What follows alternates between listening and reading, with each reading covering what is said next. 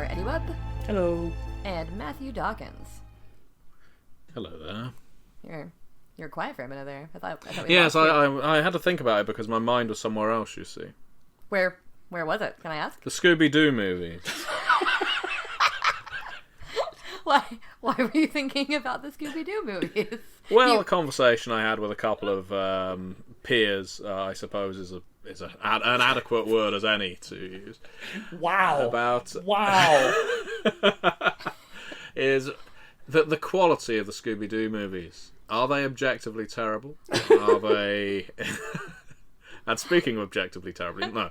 I like that you're just making all these in-jokes from the conversation that we just had before we started recording. So the listeners are probably really confused right now.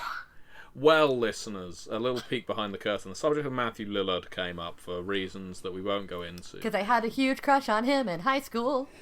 And who didn't, I think, is a good question. That's perfectly fair. But he played Shaggy, of course, in the Scooby-Doo movies. It took me a while to remember that name. And Eddie's view on the Scooby-Doo movies isn't one of high praise. Okay, now you're taking me out of context. That doesn't exist. But no, okay, so what I said was, people came to me and told me that the movies were objectively terrible, and I pointed out that the subject material they're based off of is not to the standards they are perhaps judging it by. It is very true to the cartoon. Right, exactly. It's very silly. You know, everything turns out to... I haven't seen them probably since they came out on, like, network television at some point. So I can't judge them that well anymore. But I remember enjoying them at the time. They were fun movies. They had Sarah Michelle Gellar, Freddie Prinze Jr. Like, it was a good cast, you know? Apparently, some of the latest Scooby-Doo cartoons, obviously I've not watched them for a very long time, but they go into quite a lot of depth on historic matters. There's some real introspection in some of those. I'm not even making this up. No. Actually, I remember the name of it, but it was one came out a few years ago. They actually is serialized, which was novel for Scooby-Doo. Right. But they had some really dark in-jokes, like... at one point, Fred sneaks into the morgue, and we don't see what happens. And he comes back, and he's just coated in red stuff. And he's like, what happened? So I tripped and fell into some jam, and then starts smearing it over his face, going, there's just so much jam. And I'm just like, oh, God. What is happening right now? And then, of course, the Scooby Apocalypse comics that came out a couple years ago. Yeah. Oh, I know. Popular and really Were good. they by DC? Was it DC that did those? Yes. Yeah, because I remember they did the Flintstones. Yeah, They've been doing gritty reboots of all kinds of weird cartoons. Surprisingly well received, but no, apparently very critically good. I think, is it Sabrina, Teenage Witch has currently got one. Yeah, she's had one for a while, The Chilling Adventures of Sabrina, and that's what they're doing for the new show, too. Yep. The TV show that's supposed to be a Riverdale spinoff is Chilling Adventures of Sabrina, so it's going to be a lot creepier than the Sabrina the Teenage Witch that we all, or that I at least, watched a lot in the late 90s. I always found the concept of a talking cat fairly creepy. Do you know that Salem the cat is canonically bisexual? Yes. I did not know that. I did know that. I do. I don't know why I know that, but I do know that. That is one of my favorite facts about Sabrina, is that in the comics and everything, he is now canonically bi.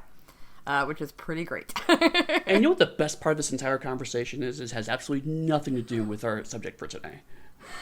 I mean... It's an aperitif, is it? Is that what it's called?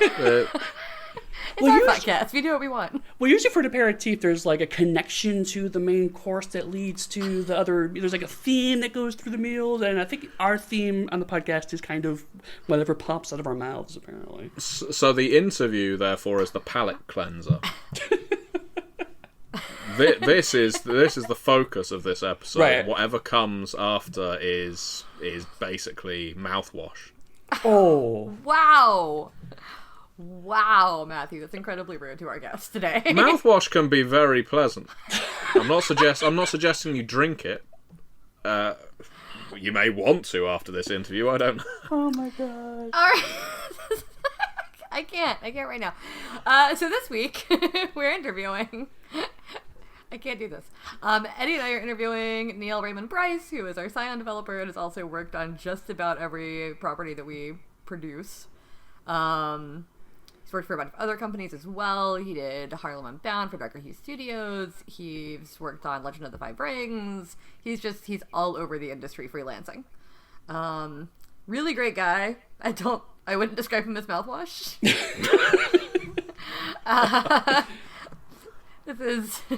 I'm not sure what else to say at this point. Well, I mean, to be fair, we are going to talk a little bit about the ribbing relationship we have with certain people in the industry and how that needs to be framed sometimes. True. I will say before we get into this that we didn't actually talk much about Scion and its core concept or its setting.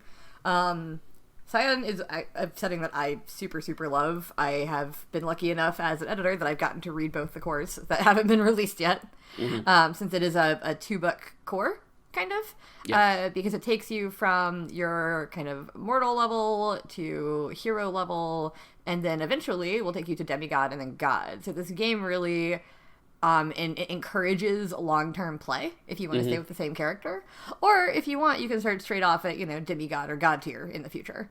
But Scion is set in a world kind of like a lot of our games that's kind of parallel to ours, but this time instead of vampires are real and mages are real, it is every religion in the world is right simultaneously.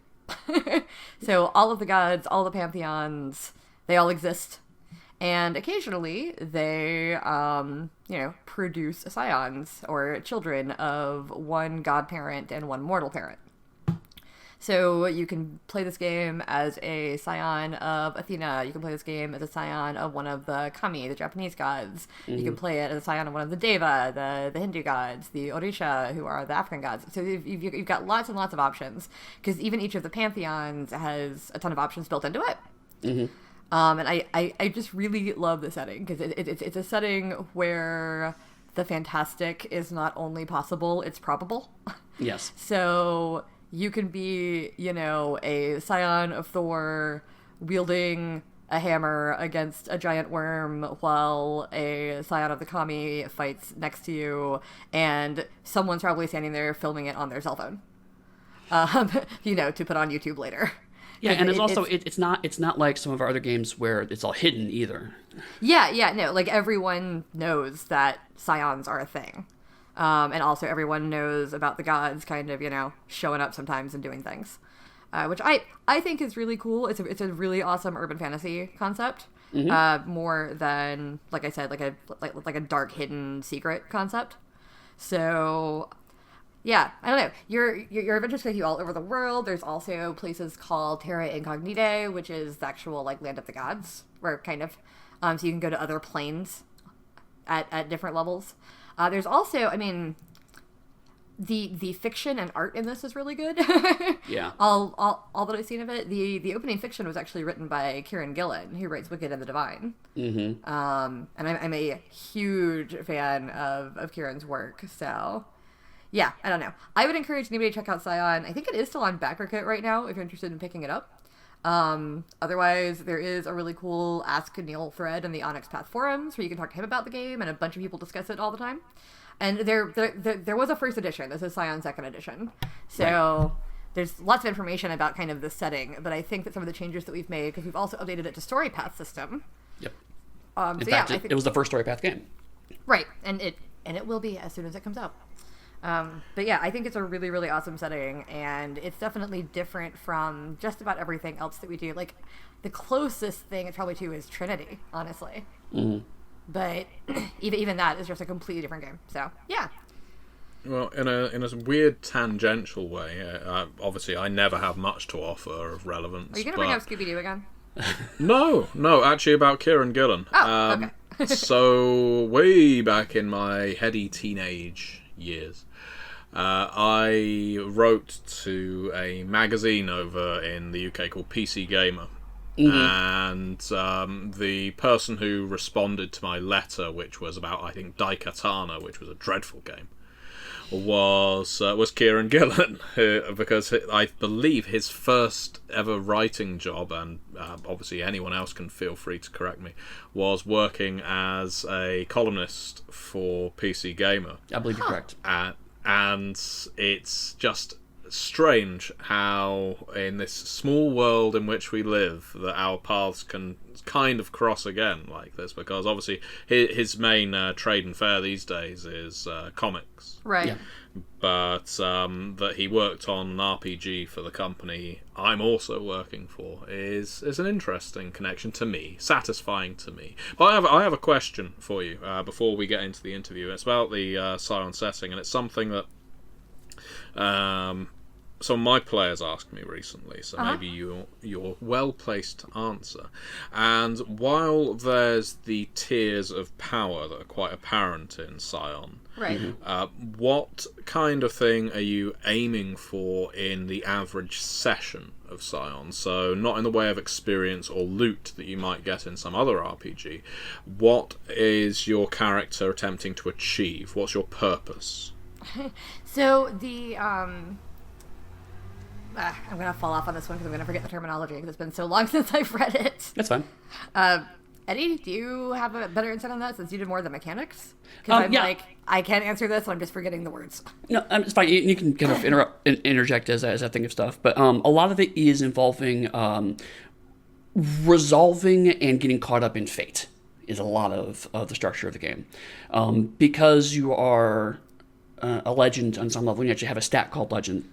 As you take actions, as you do things, you get what's called fate bound. People get wrapped up in your myth. So if you are the child of a general or god who's god of war, the people around you might start treating you like a general and actually acting like soldiers, even if they're not necessarily inclined towards that.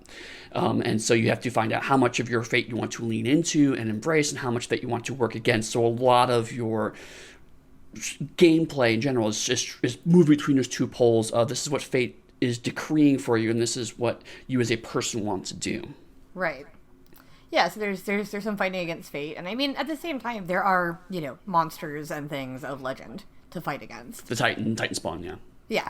So you got Titan spawn going on. You've got fate. You got helping out your friends and fellow Scions. Especially at origin tier, I'd say part of it's just about kind of finding out who you are on some level. Because generally, that's when you're starting to... Scions don't manifest their powers until after their divine parent visits them. Mm-hmm. So a pre-visitation Scion and a post-visitation Scion are very different characters, because then they start finding out their powers. So if you're playing an origin level campaign, it can be mostly about kind of going like, oh, I can do this thing? What's this now? Like, this is weird. But yeah, then it goes on from there into some of the other stuff that Eddie was talking about. Mm-hmm. Oh, well, consider me educated. Even if I completely failed to say any words for a second there, because that's what happens. No, it doesn't. You're still thinking about Scooby-Doo, I understand. No, I think in a way that it's part of the reason people enjoy this podcast, if I may project for a while. We do come across as fairly raw, and sometimes sometimes we don't know the answers to the questions that we pitch to each other, and that's fine. There's no way we can know 100% of every game that is in our catalogue. Can I tell you what actually happened in my brain when you asked me that question? Do tell. I went to say Titans and Titan Spawn, and then my brain went, no, that's Scarred Lands. Yeah, that's what I was thinking. It's an interesting pool we keep diving into, because I know this isn't the Scarred Lands episode, but one of those things I love about Scarred Lands is the way you're adventuring across scenery that is basically the graveyard of Titans. Yeah. You can do a dungeon crawl in a tower that is basically the fossilized foot of the Titan of Greed, or something like that, and so all the monsters that are within it are manifestations of greed, and you're burrowing your way through the fossilized capillaries and bones and ligaments of a dead Titan's foot. I think that's fantastic. Yeah. So anything touched by the Titans is good in my book. Tell the gods. I'm sure they won't punish me for that. No. All right, well, we've been talking for a while now about all kinds of random stuff. So let's get on to the interview with Neall Price.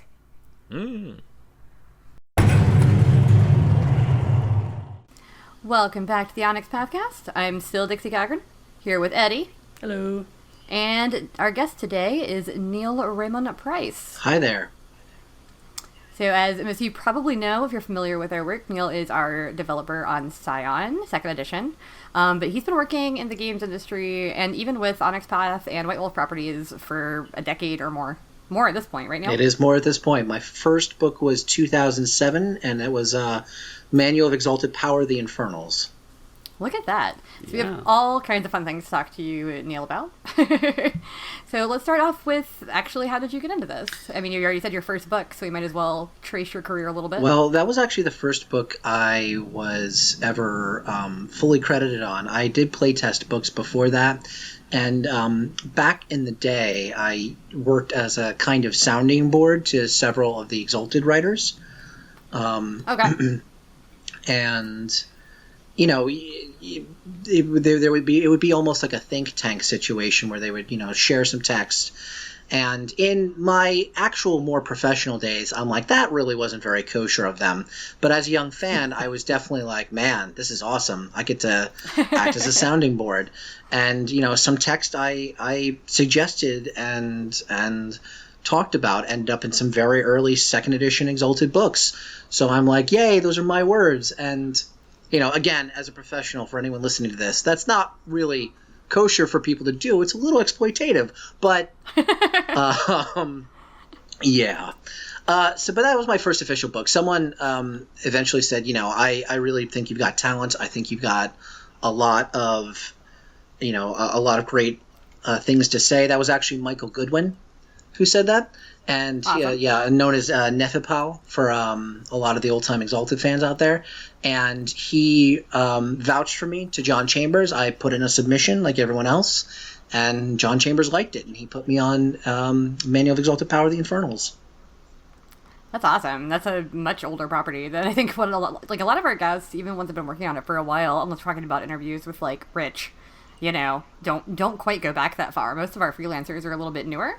Mm-hmm. So I think it's really cool that you've been doing things for these lines for so long. I mean, since 2005, really. That's when Exalted 2nd edition came out, and I wormed my way into the inner cadre of writers. Insinuated yourself. Yes. It's really sad, actually, how often I kind of hear that story where someone's like, yeah, someone used a bunch of my ideas, and then from there I got into the industry, and it's like, you should have gotten paid for those ideas. Yeah, Like, the attitudes have really changed in the latter day as we've gone on. I think that exploitative model, not that anyone set out to actually exploit others, but it is a little fundamentally unfair, and it does kind of suck that the only payment someone gets is the thrill of seeing their words in a book. Right. Yeah, I mean, I know that some of that we actually had to combat right around 2008, 2009, because I would get people saying, hey, I'm willing to work for free. And I'm like, no, I don't want you to work for free, because people who work for me for free, I don't have any... And not only is the business relationship muddier, but also then it's but if you don't deliver, what do I have to get you to deliver the stuff I need? Right, yeah. Like, you can't contract somebody for free. Yeah, like, right. And sign this contract. There's literally no consequences if you don't hand it in. And even if they do agree to work for free at the time, and that is, it is agreed upon above board that this will be a pro bono work, that can engender a lot of hard feelings down the line. Yeah. Right, exactly. So, Neall, we talked about your first project. I know that you've worked on a ton of stuff. Do you want to give us kind of like a, brief list? Because I know if you list every single book you ever worked on, that's going to be the whole podcast. That's just going to be the whole podcast. Oh my goodness. So if you want to just list some career highlights of Neall Price. Okay. So let's see. Are you literally like clicking through your like RPG page right now? Yeah. Let's see. You're like Eddie, where you've forgotten what you've worked on. I have a list at some point that I said someone, and this is a partial list. So, for Exalted, Manual of Exalted Power, The Infernals, The Alchemicals, Glories of the Most High, Broken Wing Crane, Scroll of Heroes, Masters of Jade, Compass of Celestial Direction 6, Autothonia. That is how you pronounce it, everyone. We're still talking about Exalted. We're literally talking about Exalted. Dragon-Blooded, What Fire Has Wrought, Arms of the Chosen, a couple other Exalted books that are upcoming. Let's see. So this is a fun story. I decided that Masters of Jade was going to be the last Exalted book I ever worked on because I didn't want to be pigeonholed in the industry, and I wanted to do other stuff, and I really wanted to branch out. So I came to Gen Con 2012, and I decided to introduce myself to the whole White Wolf crew at the time. And actually, the first time I met Eddie, he was just wandering around with Rich, and I literally ran up to him and was like, "Hey, you've given me money." And he was like, "Yeah, I have." I did that to somebody at Gen Con this year. I proofed a project for Jyhad Sorensen, and I walked by the table, and I was like, "Hey, my name's in that book." And he was like, "Oh, I wrote this book." I was like, "Sup, nice to meet you." Let's see. It's a fun way to meet people. New World of Darkness, Chronicles of Darkness. It was New World of Darkness when I started working on it. Back in the day. Yeah. Promethean the Created, 2nd edition. Mage the Awakening, 2nd edition. Flowers of Hell, the Demon Player's Guide. Cursed Necropolis DC for Mummy. Let's see, for World of Darkness, I worked on Vampire Twilight Edition, Dark Ages Companion, the Black Handbook, Lore of the Bloodlines, where I wrote Salubri, thank you, and I developed Beckett's Jyhad diary, or I co-developed it with Matthew, I should say. I was the first developer. Matthew came on and finished it out. Yep. Let's see. Trinity Continuum Core Rulebook, Trinity Aeon, Scion Origins, Scion Hero. This is the problem with Neall Price, is that you ask him a question, like, give us some career highlights, and he's like, I like hearing myself talk, so what I'm gonna do is just read my whole resume on the air, as if that is compelling podcasting. All right. Well, I said career highlights. For non-Onyx Path stuff, I've done. I wrote for Song of Ice and Fire for Green Ronin Publishing. Awesome. And I did Harlem Unbound for Darker Hue Studios. Very cool. Yeah. Won Ennies this past year at Gen Con. I was there. I did the 5th edition of Legend of the Five Rings for Fantasy Flight. I did that too. Yes. Honestly, my name is under Neal's in way too many books. We gotta start putting the editor line on top of the writer line. Maybe, maybe not. So. Yeah, I don't know. I think it's fun. That's a brief career highlight. That's awesome. I mean, it's got to be cool. We've talked in other podcasts about getting to work on different properties and how you can sometimes get pigeonholed or just get bored with working on the same thing. Which is part of what I like about even just working for Onyx Path, is that we have so many different worlds to play in. Mm-hmm. That a lot of our freelancers and a lot of our developers even get to kind of, stick their fingers in all these different things, because you could be writing about, vampires one second, and then sea monsters the next, and then, medieval fantasy dogs. So yeah. For early freelancers, especially people who are just breaking in, I do get a lot of folks like writing to me saying, hey, I'd love to work on any other lines. I'd love to work on Scion. And generally, that's actually great. That's absolutely the way you should do it. If anyone out there in the industry it feels like they're pigeonholed, you should, try to branch out and try to write on other things. There is a little bit of a double-edged sword to that, though, and that actually it will crop up when you're writing on a lot of different lines. You'll find that your voice for one line is much different than your voice for another, because you don't quite get it. It can be very hard to shift from, say, even something like Vampire the Masquerade to Vampire the Requiem is a very different and much more personal tone for the latter game than it is for the former, which is a little more baroque. And it's subtle, but it's what separates a decent freelancer from a great one. Oh yeah, that's definitely advice that we've given both in our freelancing panel at Gen Con and the full episode that we did on that. Was like, just because you're, the right tone for this one, you might not be the right tone for another one, but if we can find somebody who can do all the tones, that's great. Like, that's a great writer. But it's not often, honestly, that, for instance, our Exalted writers, it's not often that our Exalted writers kind of leave Exalted. Because Exalted has such its own language. Yeah. Right, and that was actually a bit of a barrier to me the first time I branched out, and I had someone take a chance on me to hire me for Promethean, and I was very excited to do it. So. But then that was something that was... Oh, I'm sorry. That was Matthew McFarland. Well, no. I was going to say, but then that was something that was, like, hard for you when, like, changed is what you were saying? Because you were yes, kind of dovetailing off my comment, so... Sorry, I had a lot of experience writing in Exalted style, which can be at times really wry, very bombastic, and the tone can go all over the place. I say a lot of the time I cut my teeth on the line because I feel like I did. I found my voice as a writer, and a lot of the time I write to amuse myself. I'll write little jokes in the text. I'll write little wry asides. And it can sometimes be a little difficult to work that into whatever the tone of the piece I'm actually writing is and maintain my own voice within the line's own voice. But I know we ran into that problem on Beckett's Jyhad Diary. Absolutely. I mean, I struck up a very casual, very joking tone, and we ended up making fun of poor Cesare an awful lot.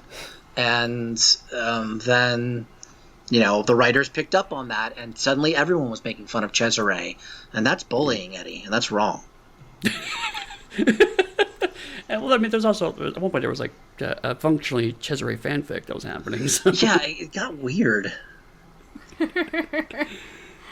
But that's part of the fun that you can have, like, behind the scenes, but sometimes when it makes it into the text is when it's like, that's a problem. Yeah. Right. Like, this doesn't need to, become a sitcom about Beckett and his poor put-upon ghoul. Yeah. Who everybody's mean to. Oh, to be fair, I would watch that. Oh, yeah, no, I'd totally watch that as a TV show, or, like, a web series, maybe? If anybody wants to make that, call us. The Cesare Diaries. Because I am super into just seeing this poor put-upon ghoul. I would love to see the ghoul side of things, which you see a little bit in the movie I always bring up now, What We Do in the Shadows. And it's really fun. But yeah, I would love to see it with Beckett. that movie really did encapsulate the Master Ghoul relationship. Yeah, it really did. Also, Eddie still hasn't seen it, I don't think, so. I still haven't seen it yet. Really? He's the worst. Yeah, I know. That's everyone's reaction. It's like, you have not seen it? It's like, no, I haven't gotten around to seeing it yet. You should probably see it. I get that, though. If someone tells me to watch something a bunch of times, I'll be like, no, I don't want to. You hadn't seen it, Neal, until, like, late last year when I told you to watch it. I mean, that's true. Other people told me to watch it, though. Oh, but you listened to me? Oh. That's so weird. You don't listen to anybody. No, I don't. Except for yourself talking. Yes. No, we all tease Neal because we know him very well and we like him a lot. So if there seems to be a lot of Neal teasing for this specific guest, it's because Eddie's known him for years. I've known him for a long time. We're good friends. So it's a little different from our other interviews in which maybe one of us doesn't know the person as well. And it's actually good that you bring up that context because I know sometimes some of our coworkers are freelance friends, what have you, we do have kind of a joking, casual relationship with, and because there's such a blurry line, we've talked about the blurry line between professional and personal, people outside of that relationship pick up on that and assume that it's okay to also get involved in that teasing relationship, and sometimes that can get really awkward. Oh yeah, that's definitely something that it's like, just because you hear someone's good friend tease them about that thing doesn't mean you get to, if you don't know the person. And this industry absolutely blends the personal and professional in a way that's fundamentally kind of unique. Every industry has that personal interaction layer to it, any job you're going to do. But role-playing games are such a... They're such passion projects a lot of the time that people can't help but put the personal into the professional. Yeah. Right. Totally. So, and that's fine, and that's great, and it's cool that you can become friends, but also, like Eddie was saying, there have been times when, like, maybe someone who doesn't really know us, or who's just a fan, or whatever, not just a fan, but who, isn't involved in the industry, will see us kind of making a joke online, or they'll see it on our Facebook statuses, or, whatever, and then suddenly they come up at a convention, they're a stranger, and they make the joke, and you're like, what? I don't know you, man. Yeah, there's no context to this, so... Yeah, like I don't, and I've been guilty of that to other people, like just thinking that you're better friends with people because of like social media than you actually are. I definitely once used a joking nickname with somebody that I did not have permission to use. It wasn't highly offensive or anything, but it was something that was kind of personal, and I felt like a jerk about it. So I've since apologized, and I have not used it again. But it happens. We all do it. But yeah, just because you hear us kind of being like, Neal, you like to hear yourself talk. Like, maybe, that's me teasing a friend. No, I do like to hear myself talk. And also he will admit it. But, I mean, yeah, I don't know how it took us this long to have you on the podcast. I figured you would have strong-armed your way in by now. Going, I have things to say to the people. I wasn't the first person you asked, so I was affronted for a long time. And, now that you're in desperate straits, I've deigned to come down and help you guys out. Wow. So what you're saying is that because you recognize that Megan's much better than you. Oh. Megan Fitzgerald is the best developer at Onyx Path, and I'm sorry, everyone. Sorry, Danielle. I know you'll be mad at me for saying that. And somewhere Megan is blushing and doesn't know why. Yeah. Right, exactly. So let's get a little back on track here. So with Beckett, we're talking about Beckett's Jyhad Diary. We talked a lot about it in our deep dive on it recently, where we had one half of the development team. So for you, what was it like, starting the project essentially and going through all the research steps and all the stuff that you eventually handed off? I've been a fan of Vampire the Masquerade since 1999-2000, just at the advent of Revised. And I ended up digging through a lot of old bargain bookstores and amassing a truly huge collection of first and second edition books. So mostly because I couldn't afford the actual, revised edition books at the time. So I absorbed so much vampire lore. It wasn't even funny. Back in the day, I knew everything about it and no one would play a game with me. It was absurd. My regular gaming group liked to play these homebrew games that were actually functionally very similar to what Powered by the Apocalypse would become. And yeah, it's kind of weird. He should have marketed that a long time ago, my friend Eddy. But I loved these games and I thought they were so great. And eventually I convinced my group to let me run Demon, and that lasted all of three sessions before they completely annihilated the city of Miami in a nuclear explosion. No. And then we were like, let's try this game Exalted, because it was 2001 at the time, and that history was made. But I had at the time read literally every single vampire book except for Eternal Hearts, the erotica book. You haven't read Eternal Hearts? I've read it since then, but okay. I kind of wish I hadn't. I had to. That is the correct answer. Yeah. But, at the time I'd read everything but Eternal Hearts, and it all stuck with me. It all came roaring back. And you, Eddie, asked me if I wanted to develop this, and I was like, yes, someone else might get it wrong. So I really wanted to conceive of Beckett's Jyhad Diary as a series of flashpoints, because the big problem a lot of people I know had with the metaplot from reading it over years is they felt that the characters would upstage their players, or they felt kind of railroaded by events that had to happen a certain way, or they felt that there was nothing that they could possibly do that would make any big difference. And I had actually at the time been talking with a lot of people online about a game, Dragon Age 2. So for people who don't know about Dragon Age 2, I'm going to spoil it for you, but it's a 10-year-old game at this point, so tough nuts. So in Dragon Age 2, you play a character with a set end. There's going to be a war between mages and Templars, and your character Hawk plays a major role in that. But the circumstances are kind of up to you, and you can make a lot of changes about what happens coming along the way, and you can decide a lot of the circumstances even though you can't prevent events from actually happening. And some people really like that, and some people don't, because they feel like your character should be so awesome they should be able to stop a sociological phenomenon that's been centuries in the making. And I'm not quite of a great man of history type guy. I definitely see people as linchpins and events as linchpins, but you can't stop a war that's been brewing for centuries. And sort of the same way in Vampire. What I wanted to portray is a world of darkness that was in motion, and was in motion regardless of what your player characters did. And rather than making it feel helpless, I wanted it to make it feel like you were in an actual lived-in world of darkness. Like there was verisimilitude to what you were doing. Right. And that way, when your characters actually did interact with these, tidal wave cresting events, they were sort of riding the wave and doing what they could within it rather than trying to stop it or just being washed away. And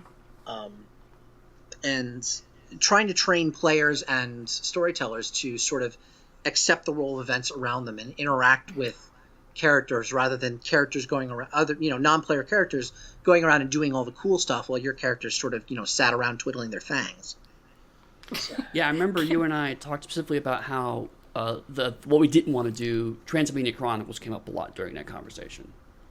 It absolutely did. I love Transylvania Chronicles. I really enjoyed reading it. It would be a bear to play, and I don't think I'm insulting anyone 20 years on when I speak pretty frankly about that. It definitely railroaded the characters an awful lot. In fact, in one of the later books, there is a literal railroad. Sorry, that's in Knights of Prophecy. That's To Grandmother's House We Go. There's a literal railroad. Oh, you're right. You're right. And you get to the very end, and it's like, also, if you're playing Nosferatu, sucks to be you. Yeah. But yeah, but it definitely was like early on in Transylvania Chronicles, there's like, okay, you get to see, when they find Tremere, and literally the scene is you walk in and you get to watch the scene and then you leave. Yeah, and there's some appeal to that. There's some appeal to you were a bystander in the great events of history. It's sort of like those movies where, this famous event is going on and the characters are sort of like digitally composited into the background. Right. And that can be neat. That can be very cool, but it doesn't really make you feel like an active part of it. And when you do that, I don't, in the back of the book when I talk about how to use metaplot, I don't necessarily say shy away from that. Don't ever do that. Because, again, it can be pretty cool to just watch that sort of thing happen. One of my favorite uses of metaplot is actually in the Great Pendragon campaign. And there's a lot of really good parts where something cool will happen to Arthur and your knights are standing right there and you're like, this is awesome. You get to see, Gawain and the Green Knight. You get to see Lancelot be a badass. You get to see all kinds of stuff. But Greg Stafford, who wrote the Great Pendragon campaign, took very, very, very great pains to make your characters active and invested at any point. When, the young Arthur is taken away from Igraine, I think Igraine, that's his mom? Yeah. By Merlin, your player characters are the one who accompany him and open the gates, and they're the ones who get caught instead of Merlin. When Arthur needs to hand a sword to a knight to throw back into the lake, when he needs to throw Excalibur back into the lake when he's lying dying, spoiler alert, it's your player character. It's your player character who does it. Right. And these are still huge, great events that you really can't stop from happening, but you can still be involved in them, and you can feel like a part of them. Right, that's very Rosencrantz and Guildenstern style of being involved in great events, and that's when we talked about it was much more along the lines of, like you're saying with Dragon Age, where it's you can't change the course of history, but you can shape how the fallout feels. Absolutely. So, I think I used the analogy of a chess piece falling off the board. You can't choose whether or not it's going to fall. It's going to fall, but you can choose how it lands and whether it shatters or not. Right. There's definitely a lot more design philosophy than I expected from how did that process go. That was really cool. I thought a lot about it. Well, yeah, obviously it shows. And I remember initially, if I remember this correctly, correct me if I'm wrong, how this came out, but if I recall, is that I emailed you, we talked about a little bit of email, and then we got at Gen Con, and we talked like for an hour and a half about this at Gen Con. Oh, yeah. Yeah. No, I think that is how it happened. And I felt very, very strongly about that because I've been thinking about Dragon Age 2. I've been thinking about all these things. And, I've been reading online people's reaction to the metaplot for years. Mm-hmm. People either loved it because it told an amazing story, or they hated it because they'd be running a game in LA, and then all of a sudden, this new book comes out that says, sorry, Jeremy McNeil crapped to bed, and now it's a Camarilla domain. Sorry, sucker. And it's like, thanks a lot, Jeremy McNeil. You're an idiot. I think he's the worst. It's so strange to me, like, having been a vampire player since 99 2000. Like, most of my storytellers never went that heavy with the metaplot. Like, it just, if it was cool and it was there, we like to read about it. But, like, if a book came out and said, no, actually, you're playing in Atlanta and Atlanta is this now, we'd be like, oh, that's fine, whatever. It wouldn't affect our game, because our game wasn't the exact same game as the metaplot. And that's, I think, the best way to treat it. But the problem is a lot of people felt very bound by what came out in the books to play it that way and to play it exactly that way. And that doesn't just extend to setting, by the way. That extends to rules as well. Oh, no. I see that all the time with every role-playing game. Like, every time a role-playing game comes out or there is a dispute or something, usually the creators are going, we'll do whatever makes sense at your table. And the people are going, but the book says... So Dave Brookshaw once related a story to me that, or rather a sort of game design philosophy to me that I will now relate to all of you, the listeners of the Onyx Pathcast. And that's that, and I remember this too. So when the first edition of the World of Darkness, New World of Darkness came out, so it was the World of Darkness, the Blue Book, that was going to back-end Vampire the Requiem in 2004. Mm-hmm. So the way you're supposed to play it is... spending a willpower point gives you 3 dice, because that basically ensures a success in the dice math. So you only spend willpower on stuff you care about. Now, what you were supposed to do is you were supposed to chase your virtue and vice the entire time you're playing, because vice is easy to get, so you're kind of doing, evil things and dropping your morality a little bit. And virtue's hard to get, but it really pays off when you do it because it fills up everything. And maybe you refill a willpower if you sleep. I forget. But it was very inconstant depending on what version of the rules you were playing with. But that's how it was supposed to go. Everyone coming from playing Old World of Darkness would never spend willpower points because you hoarded those things because they were so rare. They were so unbelievably rare. And Dave was relating this to me as you guys were writing Chronicles of Darkness, what will be, in Mod 2nd Edition, effectively. And Dave, he said, never be afraid to just look at the players and tell them what you want them to do. Never be afraid to just relate what the actual mode of play should be. Right. And I've really tried to take that to heart in designing a lot of other systems, like StoryPath, designing a lot of the systems like Scion. Like in Scion's antagonist section, the antagonists don't work on the same rules as Scions. And we're very, very much talking to the reader at every point in there. Mutants and Masterminds has a really nice series of sidebars called Under the Hood, where it's like, this is what the system thing is doing mechanically. This is how it's supposed to be used. You could use it to do this stupid thing, but you probably shouldn't. It'll break things. So real quick before we move on to Scion and other things we want to talk about, I have one more Beckett's Jyhad Diary question. Yes. Why didn't you write the Salubri? So I didn't write the Salubri because I was very busy with Scion at the time, and I could either write the Salubri chapter or I could write the chapter with Christoph Romuald in it, the Carthage one. If I had to choose a clan I would be, I noticed you guys didn't ask me that question, but I'll let it go. We don't ask anybody that question. We know the answer. Also, we know the answer. It's Salubri. It's not Salubri. I'm definitely a Bruja. Fine. Really? Yeah. I'm a passionate guy, Eddie. Also, but intellectual at the same time. One of those is true. I actually got into Vampire, and I got into role-playing in general because I was wandering through a Comp USA one day in 1999, 1998, and I spied a copy of Vampire the Masquerade Redemption, and I was like, what is this game? What is this? And I couldn't actually afford the game, but I could afford the cheat guide. I don't know why I bought it when I didn't have the game, but I read it cover to cover. I was like, this is, and then in the back it's like, hey, by the way, this is based on a role-playing game. And I was like, what is a role-playing game?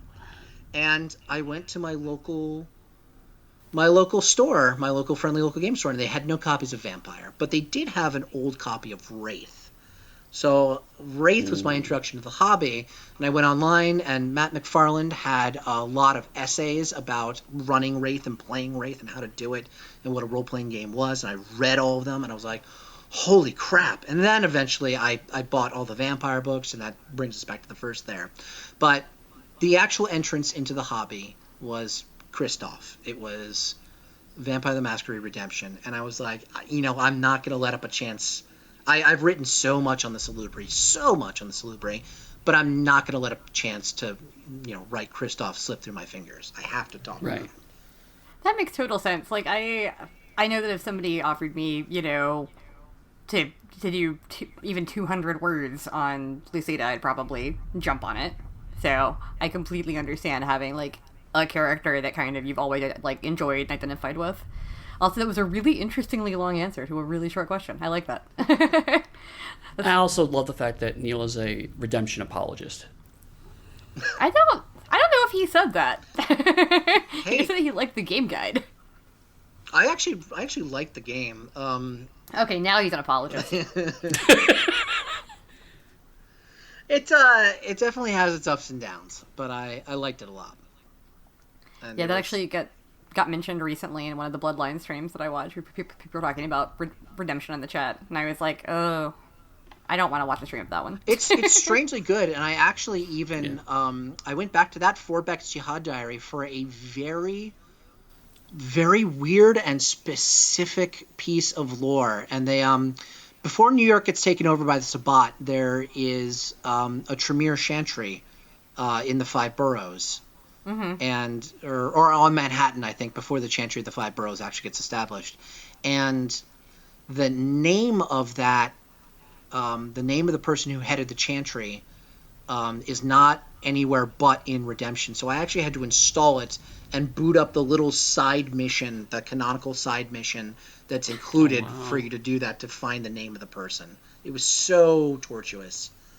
But that's really awesome, though, how much research you did for this, and how much research Matthew did for this. So much. We went all the way back to Diablo Britain, which is like the first thing published for Vampire the Masquerade First Edition, where it's a restructured D&D dungeon crawl because nobody knew how to do vampire adventures yet. Right. So insane. Fun though. Fun. So, alright, so let's switch gears now, talk about some Scion, because I know there are probably people that are tuning into this to hear Scion information and news. Right. So, you are the developer for Scion Origin and Hero. How has that been? Like, what made you want to do Scion as a project when it was offered and negotiated? How did that come about? Someone else might have gotten it wrong. What? Was that really it? Like, do you have... Is there a connection to the first edition of Scion that made you kind of go, like, I have to do the second edition? Like, you were so excited for it? So I back when I was trying to branch out from Exalted, I started thinking about, well, if nobody on Chronicles will hire me, or New World of Darkness at the time, nobody in New World of Darkness will hire me, maybe I can pitch something to that, Mr. Eddie Webb I keep emailing about Scion, because it seems to be a property that's just kind of lying fallow. And I bet I could do something for it, and maybe I could work on something for free, and then maybe eventually they'll pay me. So just checking all the wrong boxes right there. Yes. But I started, like, really getting into it, and I started really looking at it, and I really, I fell in love with it. I loved so many little elements to it. But I would always be like, I'd do that differently. I'd do this a little differently. I'd do this a little differently. And as I became more involved with the company, as I did more and more freelance projects, I eventually met Joseph Carricker at Gen Con. I love Joe. Joe is a giant teddy bear of a man. He's a wonderful developer for Green Ronin. He's just a splendid human being. He actually gave me a Song of Ice and Fire assignment, which was my really honest-to-goodness first assignment away from Exalted. And because I asked him, I sent in a submission. He said, "This is really good. Let's do it." And after that, whatever. But Joseph became the Scion Second Edition, the first Scion Second Edition developer, and started developing the system. And there was a lot of issues going into the development of the system, and Joe really, no, I don't think I don't want to speak for him, but I think he did get very burnt out on it, and I think he's been pretty open about that. And but I was kind of always there. I was always his right-hand man. I was always suggesting a lot of things. I was very much involved in the passion and the energy of the project, and I really believed in it. Mm-hmm. And I thought that Scion could really do something unique that a lot of games don't. I've talked about this before on the forums, but I go to church. I believe in God. I believe in a lot of things. I'm a Roman Catholic, and I'm still a practicing Roman Catholic. And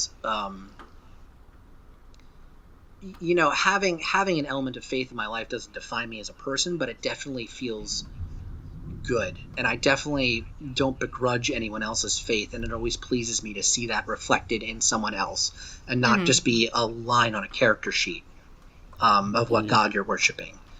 And Scion, to me, always felt like a game where you could really talk about people's faith and people's culture and how they interacted, and how religion and culture and everyday life and the divine and the profane really mixed.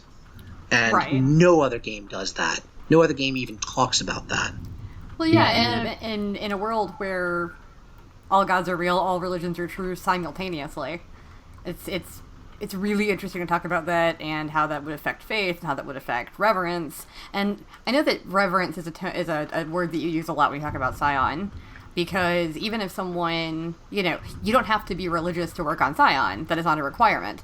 But you have to have some kind of, reverence about things in general in your life. Respect for it. Yeah, you have to. I try to talk to every writer who writes on Scion, and just to sort of get a general feeling for how they feel about faith. And there are atheists who've worked on Scion, but obviously I don't have any kind of religious litmus test for writing on it. Although for the actual pantheons, I tried very, very, very hard to find someone who's either of the culture we were talking about, or who was a practitioner of the religion that we were talking about, or at the very least studied it academically extensively. Right. And that took a lot of doing. But the writers have to understand reverence. They have to understand that tone. For many people, this is their sacred text, and this is their sacred figures we're talking about. Scion, if not done well, can hew very much into parody and cultural appropriation. And that's something I absolutely wanted to avoid from day one. When Joseph eventually decided to step down, he said to Rich, I think Neal's ready. I think Neal can do this. And I had just been sort of picked up for Beckett at the time. But Rich was like, do you want to do this? And I was like, yeah, I can do it. Somebody else might get it wrong. And that's, Joe shared my opinion about reverence and about faith and how that should play a role in the game. And you're literally talking about people's gods. Right. So that's not a small thing. Well, that's my kind of stance. Like, I respect religion very, very much when it comes to, all the good things it can do for people. And I mean, you and I have talked about this before, Neal, at like conventions and stuff, where like I'm not religious at all, and you're Catholic, but we can talk to each other about that stuff because we both respect each other. Yes. And that's something that, I try to do as well. So, like, I think it's really awesome how well Scion did handle everything. I mean, because as one of the few people who has read both books at this point. And it's like, let's talk about the production a little bit. We talked about going into it. I know that there's probably listeners going, Scion's not out yet. That's a problem. Right. It's not out yet. I will take all of the blame for that, and I always will. It's not the fault of any of the writers. It's not the fault of any of the artists. It's I've been the long jam, and I know it. But I have my reasons for it. So unless you think I'm just flogging myself here. Firstly, we had to sort of develop the system from scratch, and there were that was a long time coming. Right. And that was a long time in developing. People ask me, well, why didn't you just clean up the first edition system and make it a little, snazzier? And it's honestly because the first edition system didn't have a proper means to scale. When Rich Thomas came to me, he said, I want you to build a system that can do man on the street and God in the sky. And Scion First Edition couldn't do that, and it never really could. And it wasn't built to do it. The most common experience I hear people talking about Scion First Edition, and again, I don't think I'm really slagging on anyone here. People would say I had a lot of fun with Hero, but as soon as we got to Demigod, the system just broke down, just utterly. Right. And it's true. Mm-hmm. So I wanted to make sure that the experience was consistent, and I wanted to prototype it out and make sure it would go. And I think we, by and large, did that. It just took a lot longer than anyone thought. And at the same time, about midway through the process, Rich was like, hey, we can do this for Trinity too. And we're like, okay. So we had to retool it from a Scion-specific thing to a sort of not generic, but a slightly less focused on a specific genre system. Yeah, something you can apply to... Keep a house system. Right. Well, yeah, because at the same time, you had people working on Trinity Continuum, and so they're coming in with their ideas about the system, and some of them, Neall was like, oh, I should go back and apply that to Scion. But then, of course, you're having to rework both books, and... Right. Yeah. And then eventually, we did the Kickstarter. It was very, very successful. Thank you to everyone who pledged. And then I was starting to finalize Scion and start to getting it ready to send off to layout and everything. And then I saw the Trinity drafts. I saw the system work they were doing. I saw a lot of the way they were prototyping some of the powers. And I was like, I cannot bear to see another edition of Scion that people don't like the system of. Because the Trinity system was just so much better. That was Danielle Azan, who was developing that and who developed I'm sorry, I should say she developed the mechanical elements of Trinity. Ian Watson was the sort of line developer at the time, and John Sneed was the developer on Aeon. So, I'm not, lest you think I'm not giving anyone their dues. But I saw a lot of what Danielle's team was doing. I saw a lot of what they were doing, and I realized that a lot of our words were not elegantly written. A lot of our mechanics didn't flow the way they should. It didn't flow as well as Trinity's did, being written kind of from the ground up. And a lot of that had to do with the fact that Scion's system was very much a Franken document that was cobbled together from every previous iteration of the system. And Trinity's was fresh built from the Franken document that that I had. It was Bride of Franken document, way prettier than the original. So much prettier. Yeah, so I was like, well, why don't we just clone Bride of Franken document? But that took a lot longer than I thought, and then backtracking the system took a lot longer than I thought, and synchronizing it with Danielle took a lot longer than I thought, and it just kind of kept compounding. And then we had a few problems with some of the Pantheon beta readers. Some of them came back with some religious concerns. There were a couple fights, especially. I had some authors write to me with some concerns about the way we were doing the gods, for example. I remember waking up to an email from Rich Thomas being like, a lot of fans are concerned we don't have Kali in here. Why don't we have Kali in here? And I was like, well, Rich, because, she's often been fetishized in Western art, and because we decided we were going to go from a more Vedic interpretation, so we have, the mantle sort of split between, Durga, and Rich was like, yeah, but, Kali. And I was like, yeah, you raise a good point. So we had to write in Kali, we had to do that for a couple other gods, we had to sort of shift gears and things. And, I'm not gonna say, that it couldn't have been faster. It absolutely could have. And I think about that every day.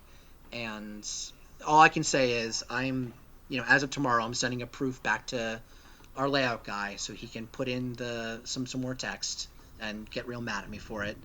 And, it's in its final stages now. That's all I can say. That's the other wrinkle to Scion, is that Origin and Hero had to be developed in tandem so that they work together. Yeah. And even now, I know there are people going like, oh, but it looks like Origin's finished. Why can't you just release that? And we're going, because it references Hero. So we have to get the page numbers from Hero to put them into Origin to make them reference each other. And it's still not going to be done. Like, I'm still not going to be done with page numbers. Like, I'm still going to need to do more stuff even after the Hero PDF is out. I'm going to need to do a ton of errata on it. And it's never going to end. And some days I wonder, did I sin in life? And is this hell? Did I die? And you're going to be developing Scion for the rest of your life. Yeah.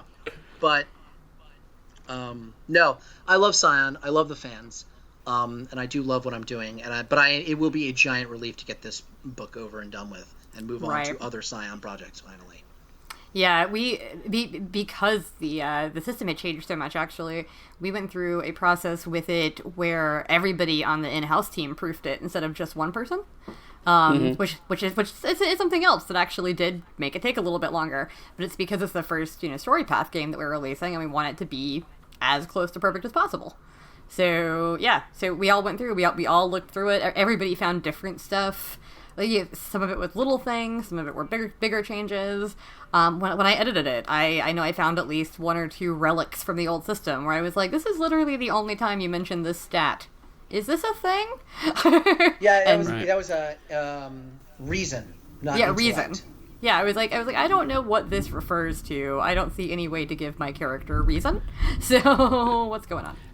And also, I mean, there's also other things that you don't think about necessarily, like because we're trying to be respectful to all of these different faiths, some of that goes into things like ligatures and accent marks. And the font problem. Yeah, and so we realized the font we were using couldn't actually do that, so Mike Chaney had to go through and actually put a whole new font in. So because we're trying to build a new system, do a new edition. It's the first time Neall had really kind of done all this from scratch. The books had to interconnect. This is an all tie-in with Trinity. And the art had to be accurate and respectful. So there's a lot of complications that come out. So I mean, it's like, yes, certainly, it's possible it could have taken a little less time, but also I think that once it does finally get out, the final product's probably going to be really, really, really fantastic because of all the care that's gone into this every step of the way. Right. I'm very excited to hold it in my hands finally, because even since I edited both of them, I feel like I worked on this a long time ago, and so I can imagine how Neall feels. So I know that you cannot wait to hold them in your hands at hopefully a convention or at your house soon. Yes. Because it's been a couple years of your life now. Oh, God. No pun intended. Oh God. Ha, ha, ha, ha. All of them. I am not funny. So, I know we need to start wrapping this up. We're getting towards time. But, are there any of your other projects that you've worked on that you want to talk about? Any other design philosophy you want people to hear about? I mean, you love to talk. Let me take the opportunity to talk about Harlem Unbound, which was done by a good friend of mine, Chris Spivey, and won a couple Ennies at this year's Gen Con and the Ennie Awards. I remember it was at a convention called Metatopia, which is a very cool designers convention. Yeah, I'll be there this year. Yeah. So this guy comes up to me. He's like, "Hey, can I buy you a drink?" I was like, "Yeah, sure, absolutely." A couple years ago at Metatopia, and it was Chris Spivey, and he was like, "I have this really good idea for a game." So I don't think I'm going to shock anyone by saying Cthulhu is a really cool setting, but H.P. Lovecraft was a racist. And he wasn't a great guy. Not even racist for the time. Like you can kind of make that hedge, like, oh, he was a product of his time, which ameliorates it somewhat, but doesn't actually make it better. But he was just racist for the time. Yeah, even the people were like, "Holy crap!" And he wasn't great with women either. No. and it bleeds into his writing. It absolutely does. And for a long time, I've even seen Cthulhu fandom get really upset about it and be like, "No, he wasn't racist, and I'm not racist, so the thing I love can't be racist." And Chris is Black, and he's a veteran. He grew up in He grew up in America, and he has very strong feelings about that in society. And he said, I really want to do a game that addresses Cthulhu and Lovecraftian themes from the experience of a black person, and I want to do it during the Harlem Renaissance. And I was Which like, is such a cool idea. Yeah, I was like, this is one of the greatest ideas I've ever heard. Please let me be, a part of this. However I can help, I will absolutely help you. And he took me up on it, and I got to write on the book, and it's one of the pieces of writing I'm most proud of. And he just picked me up for the second edition of it that's going to be published by Chaosium. Won a ton of awards, including Best Writing, so it's my first Ennie. Very excited about it. Yay! So proud of that book. I highly recommend it to anyone. It's a wonderful book. It's also a great little resource for just Harlem in general, for if you're running a historical campaign. Yeah, one thing I always tell people about Harlem Unbound is that it's not just good for gaming. There is at least one professor who is using it as a text for his class, and it is also, there's a copy of it in one of the collections at the Smithsonian. Like, it's literally, to me, this is way more than a game on some level. But also, Harlem Unbound is the first game book where I ever cracked it, and one of the opening lines is, unless told otherwise, assume all of the characters in this book are black. And, like, how often do you see that in, you know, fiction of any kind? Like, never. The default is almost always white. Yep. And so it was really, really awesome to open something and have it be like, just so you know, you're wrong. The default's wrong.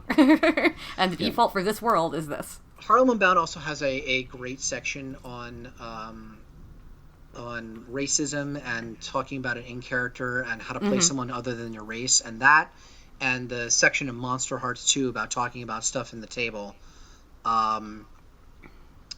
is something that really tied into Scion as well. And it's actually a piece of writing that I made sure went into Scion about talking about, if you're white, how do you feel about playing someone who's a Scion of the Kami, who are Japanese? How do you feel about playing someone who's Orisha, who is ethnically black, and this and that? And we start getting into that. We start getting into different ethnicities as well. There's one of my favorite pieces of art, I think I've showed it to both of you at certain points, is actually someone who's very clearly Jewish. They're wearing a kippah, and fighting as a Scion. And that kind of representation is incredibly important in games. It's incredibly important in Scion. Right. And so I see a lot of games really putting a lot of emphasis on it. I'm very happy to be a part of it. Yeah, that's something I've been seeing more and more in books in general. I know that we tried to go for a pretty diverse cast for V5 Chicago, and actually Chris Bybee's writing on that book. Yes, he is. And then also there's a section in the new L5R core for 5th edition that actually talks a little bit about that. Like, you are playing, these samurai characters, please don't do stupid accents, etc. Yeah. Like, that is never okay. It's not fun. So yeah, I like that more and more games are putting like some sensitivity training. And I actually got some pushback on that. I got some people writing me messages on the forums and my PMs, basically being like, so I don't, why are you putting your politics in the game? Like, why can't we all just have a good time? And I'm like, other people don't have a choice to not put politics in the game, and by not thinking about it, you are being political yourself. You are putting politics in there as well. The personal is political, so... Yeah, people who think that literally any media isn't somehow political, I don't understand that. Like, all media has something to say. Actually, and I had a kind of my own weird experience with this, because I've always kind of instinctually understood that representation matters. Lots of my friends talked about it. It's like, I intellectually kind of, I said instinctually, I meant intellectually. I intellectually understood that this was important. But I never really experienced it, largely because I'm a heterosexual cis white man, but also because hearing loss is not really reflected at all. So it's just like, oh, well, I see myself in other things. I just have to remember that I'm not able. And then recently, I saw Dragon Prince on Netflix, which has General Amalia, and she's deaf. And I was just so excited to see a badass deaf character, and it really went beyond just, oh hey, it's cool, this thing got represented. It's like it hit me in a way that I was not expecting. I wasn't anticipating how much it was going to impact me until I saw it. And so now it's just like, I'm with you. If other people see themselves in our games and they have, even a half of what I experienced, like I definitely want to make sure we do that as much as possible, because it was so amazing to feel that. Well, it's so funny because like I also really can't claim to be almost any kind of a minority. I am a white, cis straight woman. However, I feel a little bit that way when I see a non-stereotypical goth person in anything. Like, I get so excited when I see somebody who is, dressed in all black or has weird hair or whatever, and isn't either depressed and suicidal or a manic pixie dream girl. Like, or they're just a person that dresses that way. Have you seen the IT Crowd? Yes. And is that an example of atypical goth character? Yeah, pretty much. But, well, no, because, like, even characters like Ramona Flowers and, Scott Pilgrim, it's like she's this, like, kind of manic pixie weird girl, and that was one of the first main movie characters I saw that had weird hair. And I was like, yay, she has weird hair. And then I was like, oh, she kind of gets fridged at the end and she's really boring. Like, she doesn't have a personality. So it's not the same thing. I'm definitely not trying to put that on the level of like someone seeing, either race or gender or orientation representation or disability or any of that. But like I do kind of get that feeling. Just because it's nice to see yourself reflected back in media you enjoy. You know? Absolutely. All right. Well, it has been awesome talking to you, Neall. I'm glad we finally got to this interview. We have literally been trying to interview him for like 3 months now, and stuff just kept coming up for one or more of us. So I'm glad we finally got this interview hammered out. Thank you guys for having me. Yeah, thank you for forgiving us and deigning to be on our second or possibly third-rate podcast. Oh, it is part of the Neall burden, but I am the beleaguered Scion developer, and it's a burden I shoulder gratefully for my friends. And if anybody wants to find you or follow you on social media, where would they do that? You can find me at Burnt Neal, BURNTNEALL, on Twitter. You can find me on the forums, and that's pretty much all. I'm Neal on the forums, NEALL, and that's pretty much how I roll.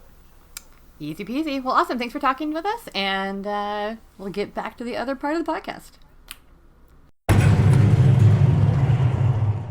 And we're back. Wasn't that fun? It was a lot of fun. Yeah, it was, actually. I didn't say anything, of course, but I was there in spirit. You're lurking. You're always around in spirit, just floating ominously. Neall and I have never been seen in the same room. That is entirely untrue. I've never seen both of us in the same room. Pretty sure there was a mirror in the hotel room that y'all shared that one time. We don't talk about that. That just got really awkward real fast.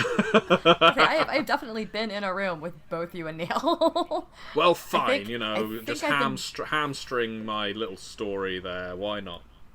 You gotta be truthful on the podcast, Matthew. Fiction is for the books. Podcast is this for is we a can confessional now. Yes, because this podcast is nothing but journalistic integrity. It's just... I didn't say that. I said be honest. I didn't say we have to report all the facts. That's perfect. Listen, we're having way too much fun with this intro outro, and I'm into it. We really are. Yeah, thoughts on the interview? Sometimes. So, we all love Neall. Neall is known for being a little bombastic and being very talkative. So I think there were times in the interview where he definitely cut himself off because he realized he was talking a lot, and then me and Eddie were like, oh god, he's done. Oh, okay, he's not talking anymore. So if you heard any awkward silences, it wasn't actually awkward with the three of us. It was awkward just because we thought he was going to keep talking. Right. Because I've never had Neall stop talking. I didn't recognize the state when it happened. It was just unusual. Yeah, in a reasonable time frame. So, but I mean, that's part of what makes him a good writer. He's verbose. He's able to put a lot of thoughts out very quickly, which I like. Yeah, I don't know. I'm glad we addressed some of the Scion lateness stuff. I'm kind of sorry that we didn't talk more about just Scion and how cool it is, which is why we tried to talk about that in the intro.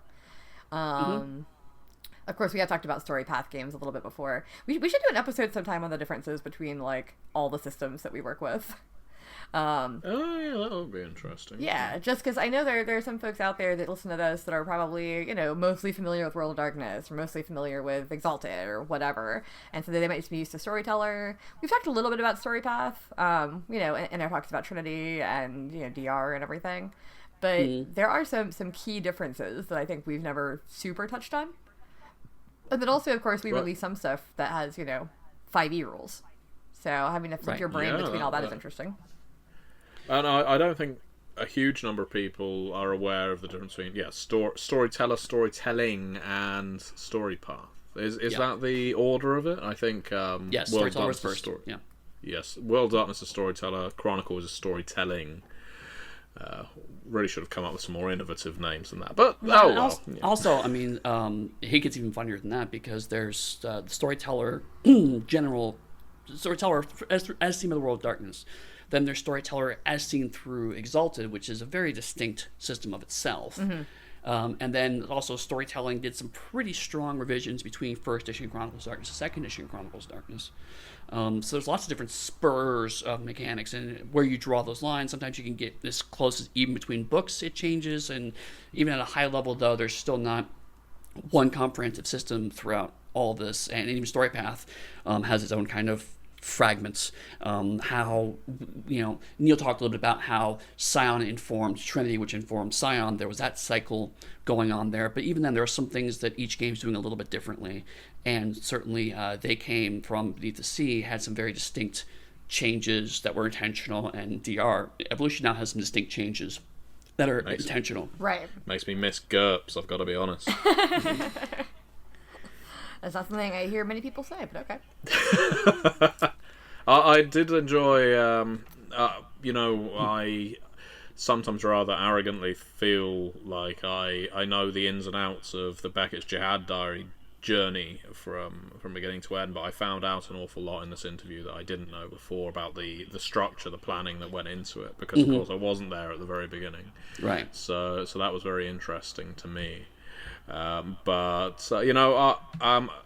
one hand, I love that Neal goes through his entire back catalogue as the highlights of his writing career. But on the other hand, I've worked with Neal on numerous projects now, and he's always a joy to work with. He is a font of ideas, and he's on Mummy the Cursed Second Edition right now that Dixie and I are developing. And you couldn't ask for a better lead writer on a book. His level of experience, his depth of knowledge, and just his permanent willingness to help new writers, because we have new writers on that book as well, is wonderful to see. So he's always a joy to work with on any project. And so I always enjoy listening to him effuse about his games, because he loves running them and loves playing them. Yeah, like he's got an ongoing Exalted game that he plays on Sundays that he updates us in the Exalted Slack about. And I love that he's been working on Exalted for a decade, and he's still excited to play Exalted. Because I know a lot of people in the industry are like, I don't really want to play the games I work on. I think even when I met you, Eddie, several years ago, like we were talking about playing a game at Rosa's place.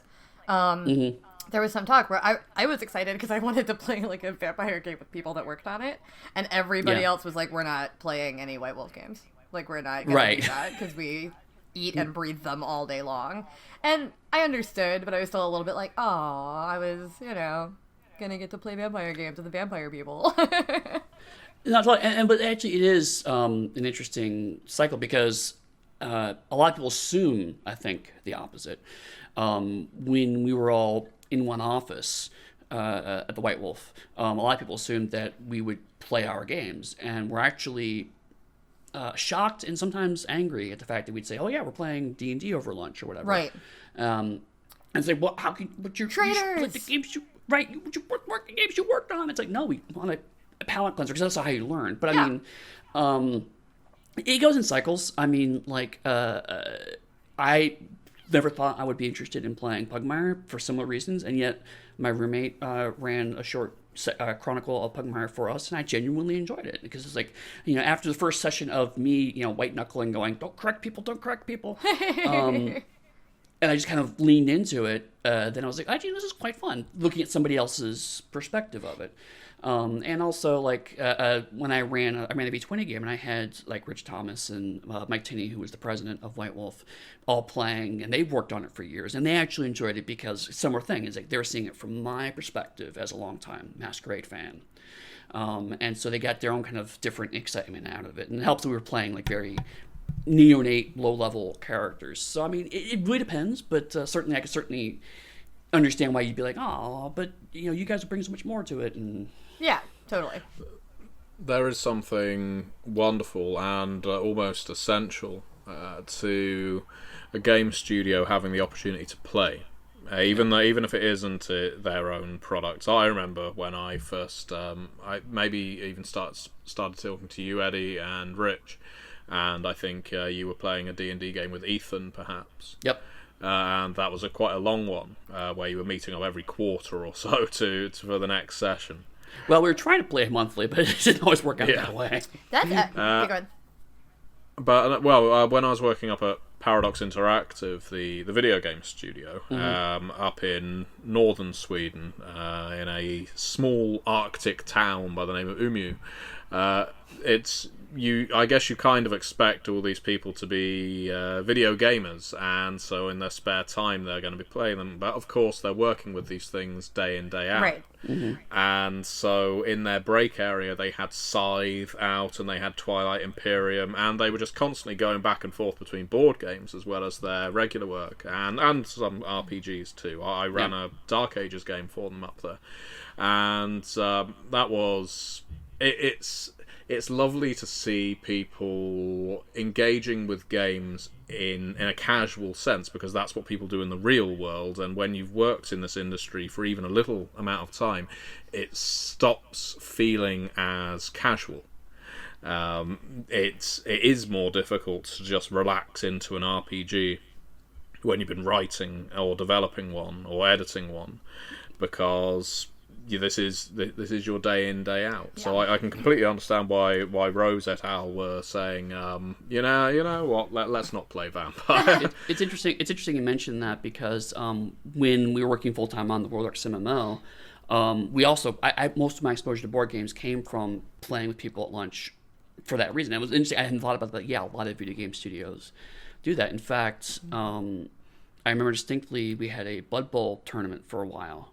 It was an ongoing tradition for a while, White Wolf, but specifically in MMO, we also said, we're going to bring out the old board game, we're going to play Blood Bowl. And I was like, cool, I have this orc team, and it'll be fine. And I was last, and got my ass beat by everybody else in the tournament.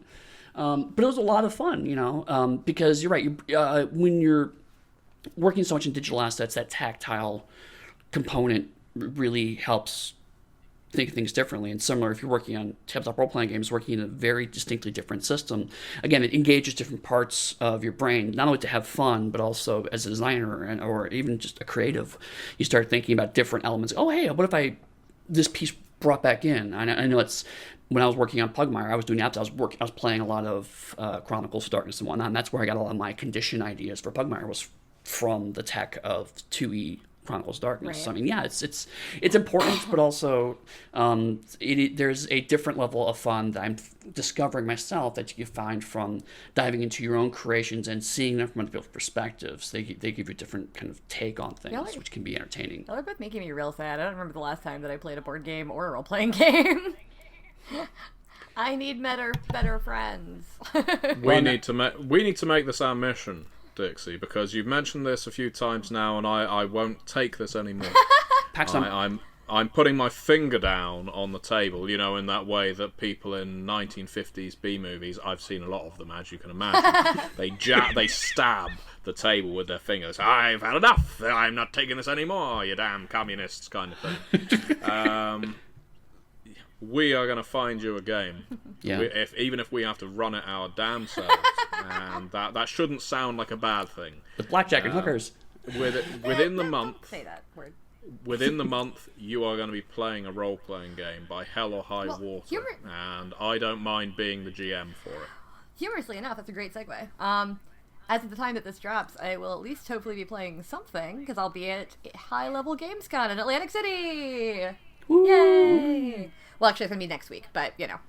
So yeah, next week, the 13th through, or 12th through 14th?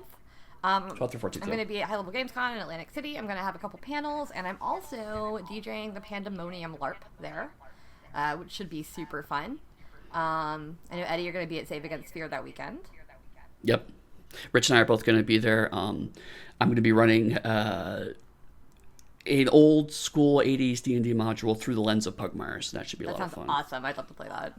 And then I'm also going to be playing a ton of games at Metatopia in November in Jersey, which should be really cool because that's like a game design conference. People bring their games to test them out. So I'm going to essentially play test a bunch of games. I have no idea what I'm going to end up playing. That should be really fun. But also to talk to people who might want to work with us in the future. So that's kind of my plan. And then Onyx Path as a company, we don't know who all will be there yet, but we'll be at PAX Unplugged in early December. And Matthew, that weekend, I think, will be a Dragon Meet in the UK. So you have lots of chances to see us all coming up, which is really cool. Yeah. And please never be shy to come up and talk to us if you are podcast people. Like, we're all pretty friendly in person. Actually, you know what? If you and I are both going to be at PAX Unplugged, we should at least sit down and play a game of Fetch Quest. We should. Yeah, I haven't gotten to play that. I've just, looked at the cards a bunch. Can you do a live play of Fetch Quest? That's the challenge. Can you do a live play of Fetch Quest, record it, and will it translate to audio? Now we find out. Yes. No, it won't. It's a card game. It's not going to... Yeah, well, someone's got to describe what's on the card. Actually, specifically, there are rules that prevent you from doing exactly that, so... Damn it! If we had an editor for this podcast, we could remove that embarrassing request, but now it's going to be there in perpetuity. Did you just forget that Eddie edits the podcast? No. He's intentionally overlooking me, which is wow, that's really rude. No. Yeah. All right. Yes. Now that we've been rude, had announcements, and Matthew has promised that I get to play a game at some point. Eddie, if people want to find you, where can they do so? Try me just about any social media websites, Eddie Fates. Also, my website is eddyfate.com, and if you want to time my professional stuff, you can find me at Pugsteady and pugsteady.com. And Matthew? You can find me on YouTube and the Onyx Path forum as The Gentleman Gamer. You can find me on Twitter as Clack Click Bang. And yeah, just look up Matthew Dawkins. I'm sure you'll find me somewhere. Yes, always you can find all of us at theonyxpath.com. You can find me on social media at Dixie Cyanide, also at all those conventions I mentioned, and sometimes just wandering aimlessly around Delaware and sometimes Baltimore. You never know. I'm all over the place. Looking for a game to play. If only. Before I wrap this up, I was in Baltimore last weekend to go to the Ren Fair with some folks, and it turned out that Baltimore Comic-Con was also that weekend, so I was just looking longingly at the convention center. I was like, this is the nerds at Sophie's Choice. Do I go to a Ren Fair or do I go to a Comic-Con I've never been to? And so someone needs to be dressed up as Renaissance Batman. There was... Meme culture is insane, y'all. Somebody was dressed at the Ren Fair, because that's where we were at, was dressed as Bowserette, but kind of medieval. And I was like, this meme has been out for 4 days. Wow. So that was really weird. Anyway, gotta wrap this up for real. So, onyxpath.com, like I said, we have forums there. You can hit us up on Twitter if you have any questions. Or the blog comments are fine too. I don't know about the forums yet. Somebody asked if we were going to have a forum ever for Onyx Pathcast, and we might. So, yeah, we'll talk about that. We'll have to look into that. So, thank you for listening, and as always, many worlds, one Pathcast.